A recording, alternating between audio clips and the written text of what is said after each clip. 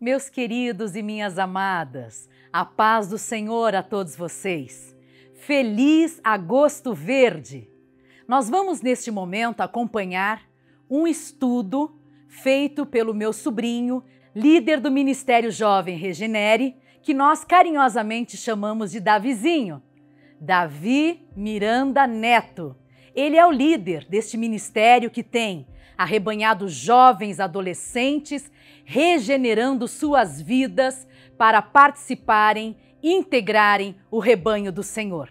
E ele traz para nós este estudo, voltado especificamente para este grupo de pessoas mais jovem, com uma linguagem muito mais acessível, porém, tão profundo quanto, tão imenso quanto é o amor do nosso Deus. Vem comigo acompanhar esse estudo. Davizinho agora com todos vocês. A paz do Senhor, meus queridos irmãos e irmãs. Aqui quem fala é Davi Miranda Neto. É um prazer estar dirigindo a palavra a todos vocês aqui hoje. E eu queria trazer para vocês algumas passagens bíblicas para falar sobre algo supremo, algo sublime. Na verdade, o título da mensagem que eu trago a todos vocês hoje é o amor sublime, aquele amor, é o ápice do amor, é aquilo que está no logotipo da nossa igreja, o nome da nossa igreja, Deus é amor. Então, quando nós estamos falando sobre o Evangelho, obviamente nós estamos falando sobre amor. E eu queria ler desde já para iniciar de Tiago, capítulo 1, versículo 27, e falar um pouco sobre aquilo que a palavra de Deus nos traz.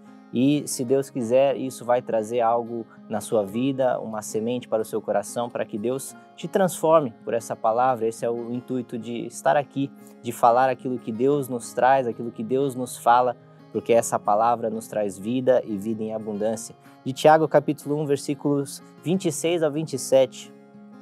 Se alguém se considera religioso, mas não refreia sua língua, engana-se a si mesmo. Sua religião não tem valor algum. A religião que Deus, o nosso Pai, aceita como pura e imaculada é esta: cuidar dos órfãos e das viúvas e suas dificuldades e não se deixar corromper pelo mundo. Essa breve passagem de Tiago, ela nos traz algumas reflexões. Ela nos traz alguns questionamentos em que muitas vezes nós precisamos fazer. Porque eu, como por exemplo, que nasci e fui criado dentro de igreja e conheço tudo sobre religião, conheço tudo sobre o que é estar na igreja, eu tive diversos momentos em minha vida em que a palavra de Deus me confrontou. Aliás, nossa responsabilidade é diariamente entrarmos na presença do nosso Pai e não apenas nos relacionarmos com Ele, conversar com Deus face a face, mas deixar a Bíblia nos ler. Não apenas ler a Bíblia, mas o que a Bíblia está lendo em nossa vida que precisa ser transformado. E frente a Tiago 1,27, o que a palavra de Deus está nos dizendo? Que a verdadeira religião não é necessariamente vir ao culto no domingo, não é necessariamente dar os nossos dízimos e ofertas. É claro que tudo isso é importante e faz parte, mas religião, ela fala sobre algo maior, ela fala sobre algo que, da sua palavra original, que quer dizer religare, ou seja, religar o ser humano a Deus, onde esse elo foi quebrado lá no Jardim do Éden, onde um dia Deus caminhou entre nós lá no jardim e ao fim da tarde vinha e falava com Adão e Eva face a face, onde o pecado ainda não havia se instaurado. O próprio Jesus, ele fala, porque no Antigo Testamento aí nós temos aí centenas de páginas de relatos históricos e acontecimentos que vieram sobre a face da terra, que aconteceram com os nossos patriarcas, com os nossos pais da fé. Então, muitas vezes, a religião, ela tem tanta informação, ela tem tanto convívio, ela tem tanto contexto, especialmente nos dias de hoje, onde nós temos quase 200 mil instituições evangélicas no Brasil. Então isso tudo começa muitas vezes poder nos tornar confusos. O que é verdadeiramente religião? O que é viver uma vida em religião? Viver uma vida devota seguindo aquilo que nós, eu e você, professamos a nossa fé no cristianismo. A religião, um conjunto de crenças, esse ato de nos religarmos a Deus através de Jesus Cristo. Bom, Tiago 1,27 ele nos resume muito bem. A verdadeira religião é cuidar das viúvas, dos órfãos, é ajudar o nosso próximo, é fazer tudo aquilo que Jesus faria. E nesse sentido, naquilo que Jesus nos resume sobre a lei e os profetas, eu trago o texto, eu trago o centro, eu trago a centralidade dessa mensagem, o amor sublime.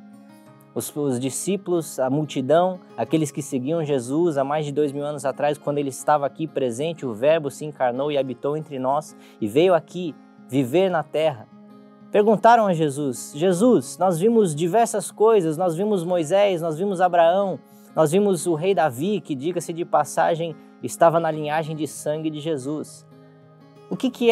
Como é que você resume tudo isso? Como é que nós resumimos tudo isso que aconteceu? A narrativa de Deus mediante a sua palavra, a narrativa de Deus diante dos diversos acontecimentos que vieram sobre nós. Como é que nós chegamos a um consenso? Qual que é a essência disso tudo? Como é que nós olhamos para ti, Jesus, ou para a palavra de Deus? Aliás, Jesus é o Verbo encarnado. Como é que nós chegamos a um consenso? Qual que é a linha final? Aonde o Senhor quer que a gente chegue com tudo isso? Resuma tudo isso.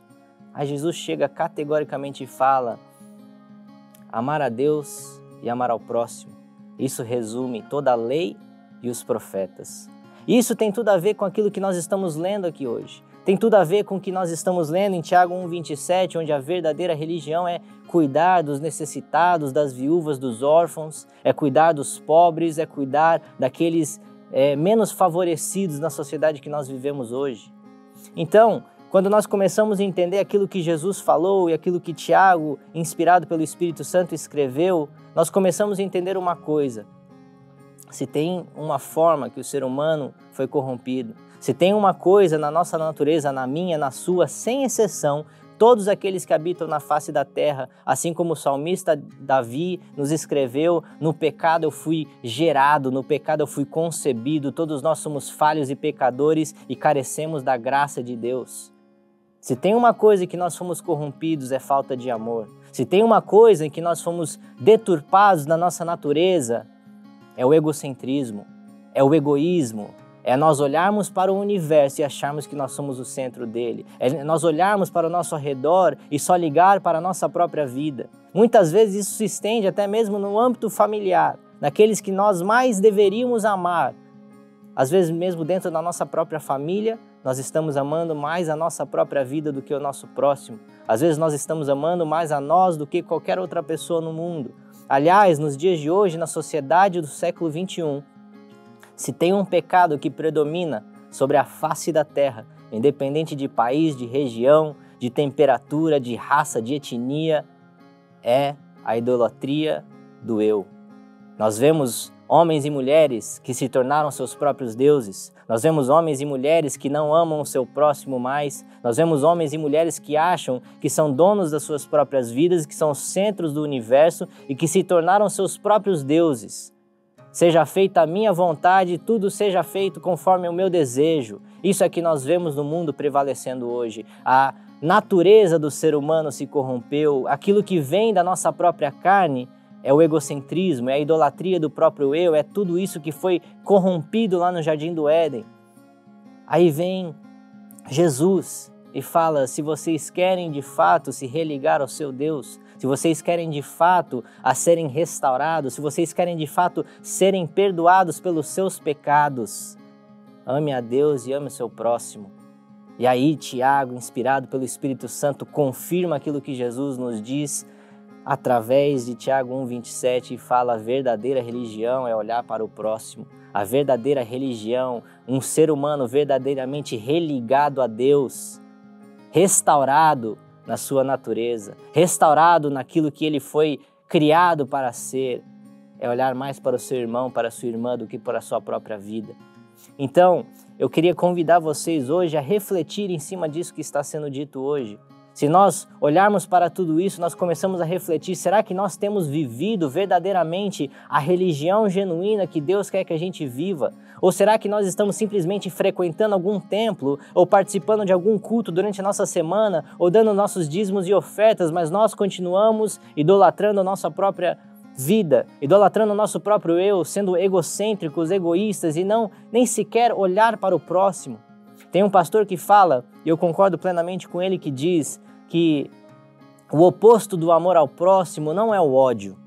O ódio é um sentimento. O oposto do amor ao próximo é a indiferença.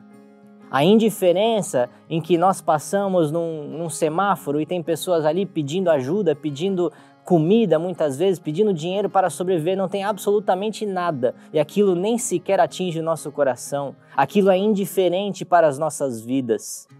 Isso não condiz com a verdadeira religião inspirada pelo Espírito Santo, escrito por Tiago 1,27, onde o nosso amor a Deus e o amor ao próximo prevalecem, porque é isso que guia a nossa vida. Eu queria também trazer uma outra passagem lá em Mateus 25, a partir do versículo 34. Acompanhem comigo, não precisam abrir suas Bíblias, eu vou ler para vocês. Então o rei dirá aos que estiverem à sua direita: venham, benditos do meu Pai, recebam como herança o reino que lhes foi preparado desde a criação do mundo. Pois eu tive fome e vocês me deram de comer, tive sede e vocês me deram de beber, fui estrangeiro e vocês me acolheram, necessitei de roupas e vocês me vestiram, estive enfermo e vocês cuidaram de mim, estive preso e vocês me visitaram. Então os justos lhe responderão: Senhor, quando vimos com fome e te demos de comer, ou com sede e te demos de beber? E quando te vimos com um estrangeiro e te acolhemos, ou necessitado de roupas e te vestimos? Quando te vimos enfermo ou preso e fomos te visitar? O rei responderá: digo-lhes a verdade, o que vocês fizeram a algum dos meus menores irmãos, a mim o fizeram. O que será que Deus está falando aqui em Mateus 25, através da sua palavra? Será que a palavra de Deus está nos mostrando que nós seremos salvos pelas nossas boas obras? Não, 100 vezes não. Não é isso que a palavra está nos dizendo. Aliás, nós temos lá em Efésios 2,8 que ninguém será salvo pelas obras, somente pela fé em Jesus Cristo, somente pela graça de Deus. Então nós sabemos que não é isso que o texto está falando. Mas quando Deus está falando aqui em Mateus 25 sobre a caridade, sobre dar de vestir, dar de comer ao nosso próximo, aos justos, Ele está acolhendo eles ao reino, falando dos tempos vindouros, aquilo que irá acontecer no fim do mundo. Ele está falando sobre o amor sublime. Ele está falando sobre aqueles que se permitiram serem transformados da sua natureza corrompida lá do Jardim do Éden e passaram a viver sob uma nova natureza. Um dos diálogos mais importantes que eu entendo na minha interpretação de quando Jesus estava aqui na Terra foi quando Nicodemos, um dos chefes dos religiosos da época, que sabia tudo sobre a lei, tudo sobre a Torá, mas ele estava vendo aquilo que Jesus estava fazendo. E Jesus foi um revolucionário. Jesus chegou e não necessariamente ele precisava ir para as sinagogas para adorar a Deus. Ele veio estabelecer uma nova aliança, a aliança da graça, e para que o povo não vivesse mais sob a aliança da lei. Então os religiosos da época, os judeus, aqueles que conheciam a lei, a Torá, eles estavam muito confusos, porque eles viam todos os sinais de Jesus aqui na terra, eles viam que ele tinha todas as características do Deus Emanuel, o Deus que se faz presente, o Deus encarnado, aquele que se esperava, aquele que havia sido profetizado pelo profeta Isaías. Aí chegou Nicodemos, o chefe dos religiosos, e foi conversar com Jesus na calada da noite. E ele perguntou: Jesus, nós sabemos que o Senhor vem de Deus porque ninguém pode fazer os milagres que você faz se Deus não estiver com ele. Então, esclareça as minhas dúvidas, esclareça a minha confusão, porque apesar de você ter todas essas características do Deus Emanuel, do Messias, daquele que viria, aquele que foi profetizado, nós não estamos entendendo muito bem o seu modus operandi, a forma como você age aqui na Terra, a forma como você não se adequou à religião da época, a forma como você é diferente de todos nós líderes religiosos. Então, Jesus, me responda uma coisa: o que eu hei de fazer para entrar no reino de Deus? E Jesus respondeu para ele lá em João 3,3, olha, a não ser que alguém nasça de novo, não pode entrar no reino de Deus. A não ser que alguém nasça do Espírito Santo, não pode entrar no reino de Deus que já está aqui na terra presente conosco. O que Jesus estava falando para Nicodemos? O que Jesus estava falando e o que esse diálogo tem a ver com o que nós estamos falando aqui essa manhã sobre o amor sublime, sobre amar o próximo? Jesus estava falando sobre uma nova natureza.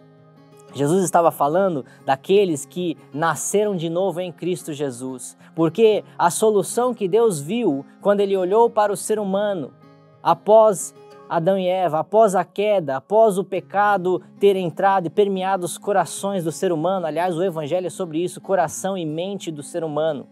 É isso, o campo de batalha, esse é o campo, é o solo da semente da palavra de Deus, é o coração do ser humano. Então Jesus estava falando para Nicodemos, olha, a solução que Deus trouxe sobre a humanidade mediante o sacrifício vivo de Jesus Cristo, que morreu e ressuscitou por mim e por você que teve fé nele, é nascer de novo. E o que é nascer de novo? Nascer de novo é receber o Espírito Santo de Deus em nossa vida. E a partir do momento que nós recebemos esse Espírito Santo, a nossa natureza é transformada. Nós deixamos de viver pelaquela natureza do Jardim do Éden, pelaquela natureza egocentrista, pelaquela natureza egoísta em que idolatra o próprio eu, aquela natureza incapaz de amar a Deus e o seu próximo. A natureza do ser humano, a carne corrompida, aquilo que o próprio apóstolo Paulo nos diz, quem me libertará de mim mesmo? Quem me libertará da minha própria natureza? Miserável homem que sou. Aí Jesus chega com a solução e fala, olha, se vocês tiverem fé no meu nome, eu derramarei o meu Espírito Santo sobre toda a carne que crer, sobre todo aquele que tiver fé genuína nas minhas palavras. Esses serão nascidos do Espírito Santo de Deus, está no nome dessa igreja. Se você nasceu do Espírito Santo, você nasceu do próprio Deus, você nasceu de um Deus que é amor. Está no nome da nossa igreja. Então, quando nós nascemos de novo, nós adentramos um novo reino. Quando nós nascemos de novo, nós entramos num reino, aquilo que pode ser considerado aqui na terra como um reino de ponta cabeça. Um reino onde maior é o que serve, onde melhor aquele que está ali para servir os seus irmãos, onde aquele que se humilha é exaltado, onde aquele que ganha é o que perde, aquele que abrir mão da sua vida, achá-la-á, e aquele que quiser segurar a sua própria vida, perdê-la-á. Então esse reino de ponta cabeça, esse reino divino que já foi estabelecido aqui na terra, ele vem mediante o seu Espírito Santo, transformando a nossa natureza, transformando o nosso ser, transformando quem nós somos, daquela pessoa corrompida, daquela natureza corrompida, incapaz de amar a Deus e ao seu próximo, e nasce pelo Espírito Santo que transforma o nosso interior para fora, que transforma o nosso coração, que transforma as nossas mentes, que transforma nós segundo a natureza de Cristo. E uma vez, meus queridos irmãos e irmãs, eu falo isso para vocês, por alguém que foi alcançado pela graça de Deus e foi regenerado pelo Espírito Santo, somente porque Deus é bom, nós somos constrangidos pelo amor de Cristo. A própria palavra diz que quem muito foi perdoado, muito ama. E quem foi alcançado pela graça de Deus, quem foi regenerado pelo Espírito Santo, a única resposta que nós temos é amar a Deus, porque Ele nos amou primeiro, porque Ele nos transformou, porque Ele nos purificou dos nossos pecados. Esse amor constrangedor de Cristo gera em nós uma nova natureza capaz de amar a Deus e amar ao próximo. Esse é o amor sublime, o amor no seu ápice, o amor segundo o coração de Deus, o amor ágape, onde Deus nos ama com esse amor constrangedor nos transforma, e quando nós menos esperamos, nós passamos a amar a Deus também. E consequentemente, meus queridos irmãos, nós começamos a olhar para os nossos irmãos e irmãs ao nosso lado. Consequentemente, nós deixamos de praticar o pecado da idolatria do nosso próprio eu. Consequentemente, nós começamos a amar o nosso próximo. Aí nós começamos a entender o que Mateus 25 está falando. Aí nós começamos a entender o que Deus está falando no dia do julgamento final. Os justos, aqueles que foram justificados pelo sacrifício do Cordeiro de Deus que tira o pecado do mundo, ele fala, olha, quando eu tive fome, vocês me deram de comer, quando eu tive sede, vocês me deram de beber, quando eu estava aprisionado, quando eu estava enfermo, vocês me visitaram. Aí os justos, quando é, Senhor, que fizemos isto? Quando vocês fizeram aos meus irmãos menores, quando vocês fizeram aos seus próximos, quando mediante o Espírito Santo vocês passaram a amar o seu próximo e em resposta ao amor de Deus vocês foram transformados. Vocês nasceram de novo por uma nova natureza. Meus queridos irmãos, isso não tem palavras para descrever. Isso é um processo divino que acontece na minha vida, na sua vida, que acontece na vida de todos aqueles que tiveram fé em Jesus Cristo. Isso é amor sublime. É por isso que o Evangelho se resume na palavra amor. É por isso que nós estamos falando aqui essa manhã sobre o amor sublime que Deus gera em nossos corações. Então, quando nós estamos falando sobre beneficência, sobre caridade, sobre amar o nosso próximo, não se trata necessariamente da ação pública, da ação explícita, da ação visível aos olhos. Se trata no coração do ser humano, se de fato vem de um amor genuíno, de um amor sublime. Então eu quero deixar algumas perguntas para vocês.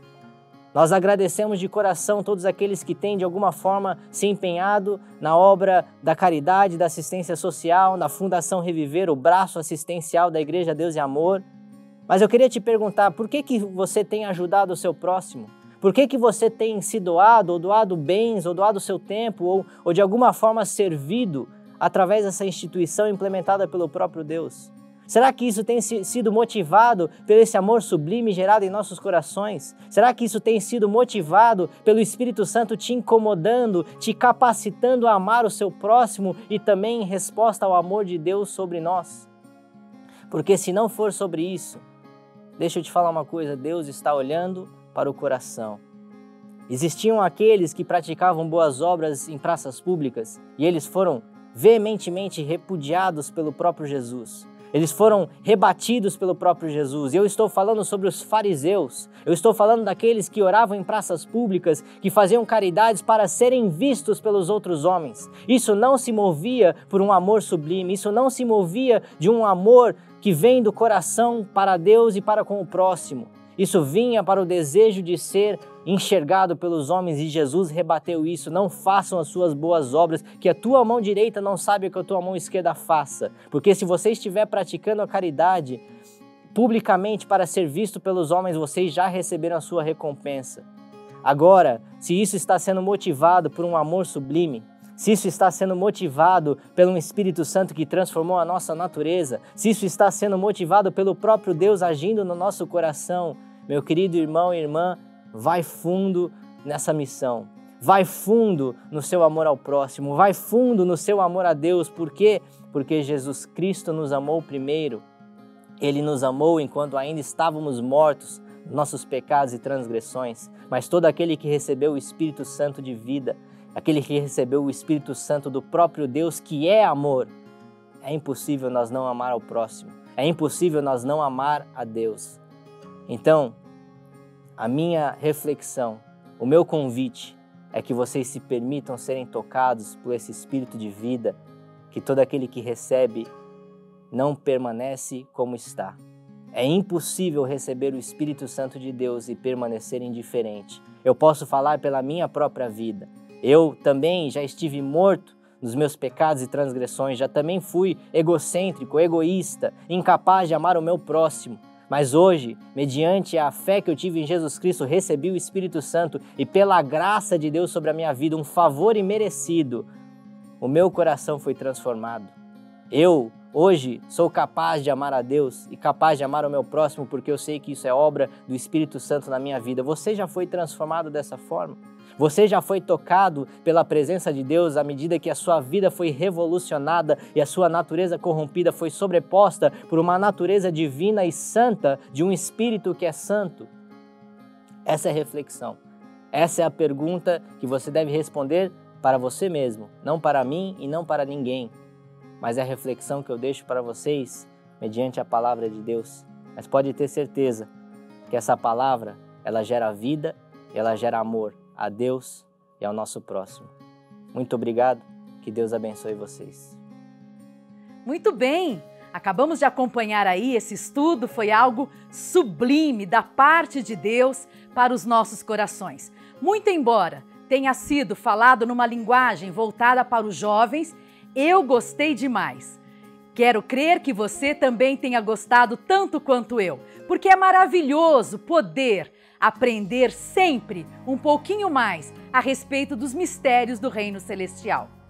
Que Deus abençoe a todos vocês por nos acompanharem durante todo este mês, Agosto Verde, mês da beneficência cristã. Vamos com fé, é tempo de semear.